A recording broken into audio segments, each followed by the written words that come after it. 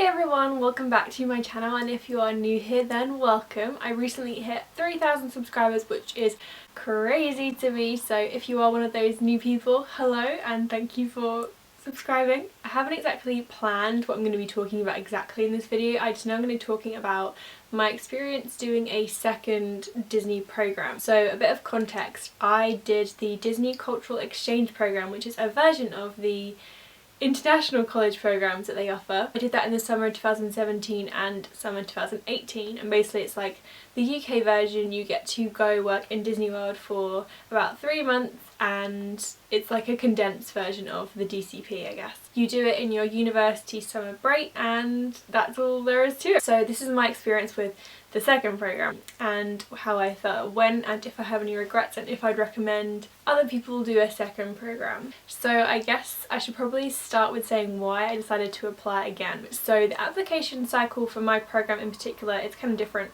for the regular one, but it opens every July, August time. So it was July and I was on my program and I was pretty exhausted. I was working in an area where we were getting just 1 day off a week, and we were regularly getting like 50 hours, and I was enjoying it, but I was pretty tired, like trying to pack everything in. And my parents came out to visit and they said they were assuming I would apply again just because I love Disney so much. We went out to dinner and they were like, so are you going to be applying again? Because applications had opened, and I've been thinking about it, and I was like, you know what, I don't know if I should. Firstly because I was so tired, and also because I was just loving my experience so much that I was like, I don't know how I can top it by going back again, and surely in comparison it just would be not as good. But my mum kind of said, well, you can't never do things again because it was good, you know, you can't eat a really good cheesecake and then be like, that was an amazing cheesecake, I'm never having cheesecake again because it won't live up to that cheesecake. She didn't exactly refer to cheesecake, but you get what I'm saying. So that kind of started playing on my mind of like,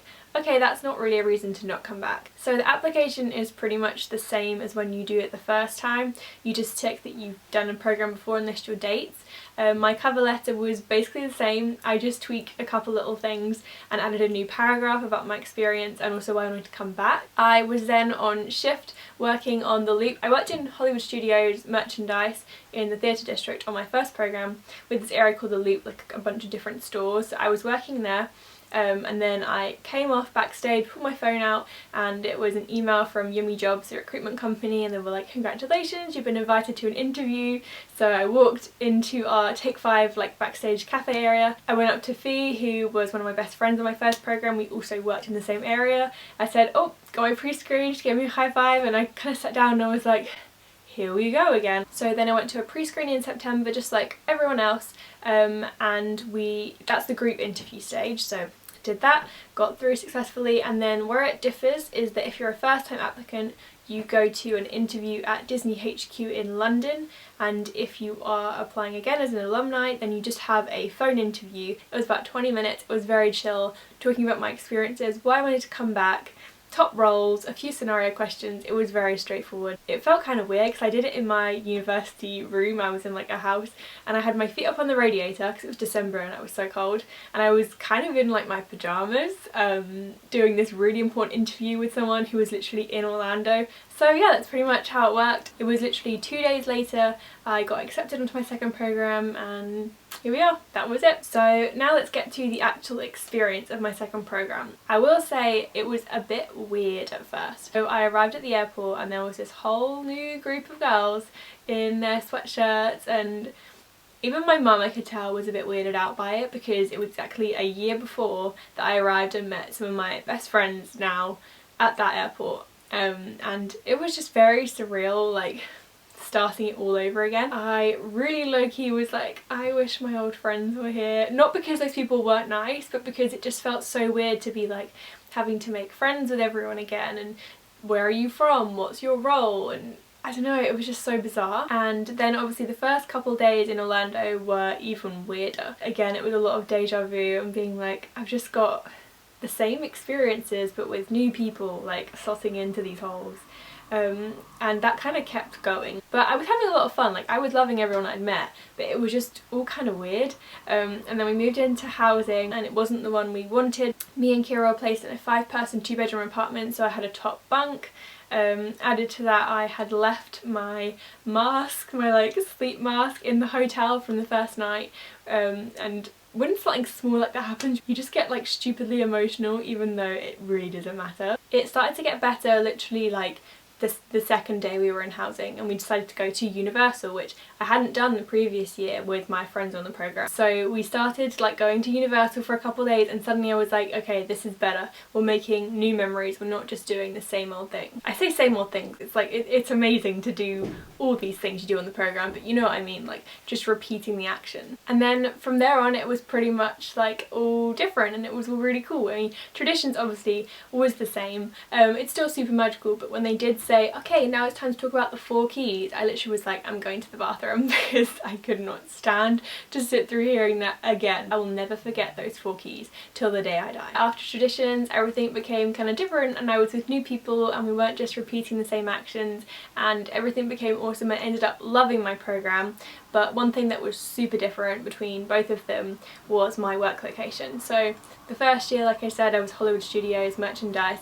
I loved it so much. I feel like I had great friends at work, and although I was rammed with hours, I was enjoying the work. Second time around, I was placed in World of Disney in Disney Springs, and if you've watched my videos before, you'll know I didn't love that experience, and I basically used that as an opportunity to trade my shifts and work all over Disney World, which was one of my biggest regrets from my first program, was not trading, because in merchandise you're globally trained, so you can literally go anywhere. It was about 2-3 days after I'd finished my training, and suddenly I was working a shift in Mouse Gear in Epcot, which I eventually worked in like 8 or 9 times. I think I kind of worked there almost as much as I worked at World of Disney. So in that sense, the programs were completely different because I made it so. It wasn't that I had 2 locations which were both crazy hours and I had great friends at both. It wasn't like I was replacing tit with tat, it was like completely different. So I didn't really have work friends, so to speak. I had people that I was friendly with, but we didn't hang out of the work time. Obviously that's partly my fault because I chose to trade, but also it did feel very, very cliquey in that location. They were all very close, and also World of Disney is so huge, there were so many people that you kind of get overwhelmed by how many people were there. So I don't feel like it was a great place to be just for a few months, because you're not going to get properly into the group, I guess. But yeah, I made my 2 programs very, very different, and I love it for that. If I hadn't been placed at World of Disney, if I've got somewhere that I really liked, it probably would have been more of a comparison, whereas this time I got to work literally, I think I worked like 15-16 locations, which was incredible, and I have a whole video about that. I will link it down below. Friends obviously was different as well because it's different people. I had to kind of check myself after those first few days and be like, you're not trying to find another Lana, which is my roommate. You're not trying to find another Fee, which was my work friend. You're not trying to find these people just to replace the old ones. They're going to be completely different in their own right. They're obviously all going to love Disney, but they're all having different personalities, and they're going to be bringing different things to a friendship, and you just have to consciously think, yes, I'm meeting new people. We're going to have our own traditions, we're going to have our own things that we love doing together. And I basically did achieve that. We got whole new things, and something I loved about this program as well, I had less hours, so I had more time to explore the parks, and when I was working it was always evening shift. I had one morning shift my whole program. It was a 10 till 4 shift, and that was my only one. Other than that, my earliest shift started at 4 PM and my earliest finish was 9:30 PM.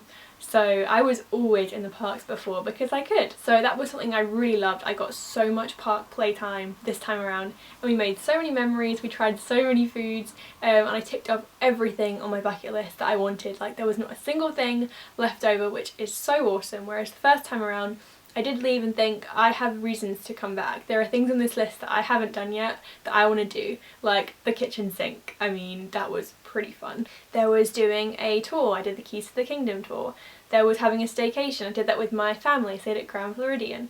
There was all these little things that I was like, I still want to do this, and I feel like it's not fully complete yet. I'm not done here with these programs. A second program obviously also brought me more of a YouTube following. My first program I did vlog, but I think I ended the program with like not even 200 subscribers, which I'm not gonna lie was pretty sad. No one cared. Whereas this time around I left with 1,000 subscribers and now we're at 3,000, which I don't know why people are subscribing now when I'm not even there. But thank you anyway. I'm not going to tell you to not subscribe. So finally, would I recommend doing a second program? I think it very much depends on you and your first program experience. If you finish it and think, I did everything I could want to do, I just had a great experience and I'm a one and done, that's perfectly fine.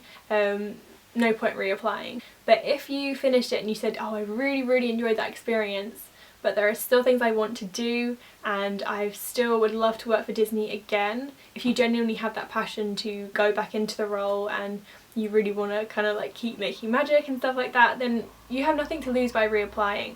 Obviously there are certain things like financially you have to think about if you can afford to go back. In terms of your career, I guess you might want to do more like work placements that might be, I guess, more productive to your career down the line. That was something actually that I had more of an experience with. When I said I was doing another program, it wasn't that I was applying, I was fully accepted. And I did have some people who I knew who were like, why are you doing it again? Like, you're not going to gain anything by doing the exact same thing again, and aren't you going to do like some more work kind of stuff? Like, it's not going to help you working at Disney, what's the point? Like, these people just kind of thinking, why are you doing that again? They just didn't understand. Firstly, they don't love Disney like I do, so I guess that makes it different. And second, I very much have a philosophy of not everything in life has to be a linear path. So you don't have to just go through these stages to be successful. It's not a straight line. You don't have to live a tick box approach to your life of going step by step. I think you need to have fun and you need to have new experiences and put yourself out there and challenge yourself and do crazy things like live away from home for 3 months and go travel, go see new things. I know obviously financially a lot plays into it, but we're young and you just have to have fun. And yes, I have a proper job now, but I'm still trying to find time to do all kinds of fun adventures. I'm still making YouTube videos to kind of have a bit on the side that's more creative and more me, I guess. Some people might not even think it's a good idea to apply first time. Might be like, why would you work for Disney? Like, isn't it just a theme park? Firstly, no, it's the most magical place on earth and I love it so much, and no, but just, you don't always have to do things because it's gonna help you or advance you in this career field, or it's going to be really impressive to an employer. Like, maybe something that's going to be more impressive to an employer is you being an interesting person and having experiences and being more confident. I know for me, talking to literally hundreds of people every day at Disney World, I got way more confident in terms of talking to strangers because that's literally your job. It's not always about doing things directly because you have a certain goal in mind. I'm a very determined person, I am goal driven, but I feel like you don't have to live your whole life with that strict purpose. Sometimes your purpose could be to be happy. I know in years to come, when I have kids in the future or anything, I'm not going to be telling them about that summer placement I did working for another magazine, which I've done a lot. I'm going to be telling them about the time that I worked somewhere with a castle, and I'm going to tell them about when I worked somewhere where stormtroopers were marching down the street. I'm going to show them these vlogs and recount these memories, and those are the things to me that matters. It's about memories, you being an interesting, exciting person who loves their life and is enjoying every second. So yeah, that was a bit of a tangent at the end about just why you should do the program in the first place, but I think if you feel like you've got unfinished business at Disney, go reapply. Just really quickly, I'm adding this in, I know the lighting has changed, but don't just apply again just because you want to ride Flight of Passage again, or you want to have a Dole Whip again. Like, obviously we all love the perks and the benefits of going to the parks, but don't just apply because you want all the vacation stuff. But don't just apply because you want another trip with your friends, because firstly, those friends won't be there, and secondly, you're taking a spot from someone who would actually really love to work for the company, get that name tag, they're excited to make magic. So thank you so much for watching this video. It was a bit rambly, I know, but I just felt like I wanted to sit down and talk about this, so it may be completely rambly, it may have no good footage to actually put up, but if you enjoyed it, give it a thumbs up and comment down below if... I don't know what you should comment down below. Comment down below if you agree and you want to do things in life that make you happy and feel fulfilled, and just don't listen to other people who try and make out that you shouldn't do that and you should just be serious and boring, because there is a place to be serious and boring in life, but not when I'm 22 years old. Be sure to subscribe down below for more videos like this. I promise they're not all super rambly, and I do have more of a direction in the videos that are upcoming. I just wanted to sit down and talk this out. So I hope you have an amazing, magical day, and I will see you in the next video. I just rambled for a long ass time. This is why I always had problems at uni with my essays, because I just go on and on and on and on and on and on and on. Bye.